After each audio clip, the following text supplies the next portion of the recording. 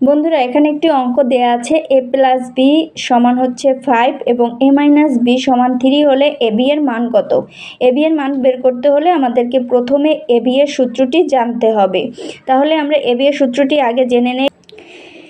A B এর সূত্রটি হলো এ বি সমান হলো এ প্লাস বি বাই 2 তার whole square minus A minus B by 2 তার হোল স্কোয়ার।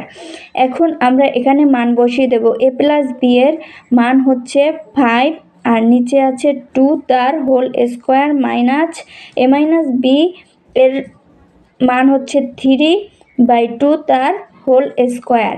এবার আমরা 5কে যদি স্কোয়ার করি তাহলে আসে 25, 2কে যদি স্কোয়ার করি তাহলে আসে 4 মাইনাস 3কে স্কোয়ার করলে আসে 9, 2কে স্কোয়ার করলে আসে 4।